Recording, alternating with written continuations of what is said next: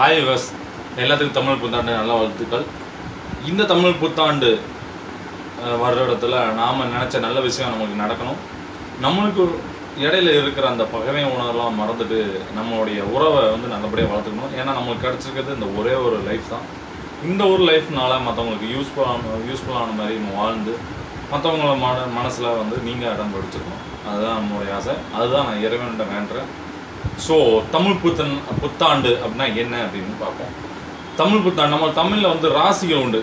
ஹிந்துவில் ராசிகள் 12 ராசிகள் உண்டு. அதாவது மேசத்துலேருந்து மீனம் வரைக்கும்.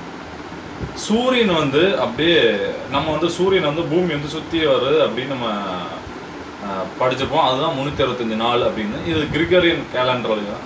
கிரிகோரியன் கேலண்டர்லாம் பார்த்தீங்கன்னா ஒரு மாதம் 31, ஒரு மாதம் 30 அந்த மாதிரி ஒரு வேரியேஷனாக வரும். ஒரு சீரற்றதாக இருக்கும். ஆனால் தமிழ்நாட்டில் அப்படி இல்லை. சூரியன் அந்த மேச ராசிக்கு எப்போ வராரோ அதுதான் வருடத்துக்கு தொடக்கம். அதாவது சித்திரை மாதத்தில் வர்றார். எப்போ அந்த 12 ராசி அதாவது மீன ராசிலேருந்து வெளியே வரோம் அப்போ தான் அவன் வருடம் முடிகிற மாதிரி கால்குலேஷன். இதனால தான் தமிழ் புத்தாண்டு வந்தது.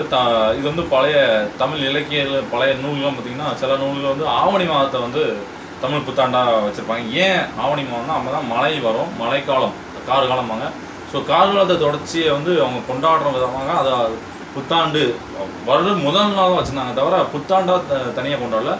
சித்திரையை சில நூல்கள் பார்த்திங்கன்னா சித்திரையை தமிழ் புத்தாண்டாக கொண்டாடிருக்காங்க.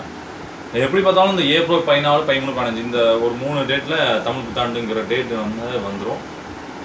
ஸோ இந்த தமிழ் புத்தாண்டு நம்மளுடைய ஒரு எனர்ஜி லெவலை கூட்டுறதுக்கான ஒரு சிறந்த நாள்.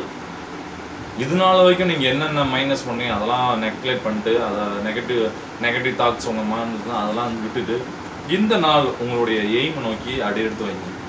உங்களுக்கு என்ன ஹெல்ப் தேவையோ இறைவன்கிட்ட கேளுங்க, உங்கள் ஃப்ரெண்ட்ஸை கேளுங்க, உங்கள் பேரண்ட்ஸை கேளுங்க. நீங்கள் எந்த நல்ல விஷயம்னாலும் நீங்கள் பண்ணுங்கள். நீங்கள் ஃபஸ்ட்டு போய் பண்ணுங்கள். மற்றவங்க உங்களுக்கு பண்ணணும்னு எதிர்பார்க்குறீங்க. அண்டு உங்களுக்குள்ள ஒரு ஈகோவை எதிர்பார்க்குறீங்க. நம்மளுக்குள்ள ஒரு ஈகோ வேண்டாம். நீ பெரியவனா நான் பெரியவனா அப்படிங்கிற வேண்டாம். ஸோ எல்லாருமே நல்லா இருப்போம். இந்த தமிழ் புத்தாண்டு நம்மளுக்கு ஒரு சிறந்த ஒரு வாழ்க்கையை அளிக்கிறதுக்கான ஒரு சிறந்த ஆசிரியராக இந்த ஒரு நாள் இருக்கட்டும் அப்படிங்கிறது தான் என்னுடைய ஆசை.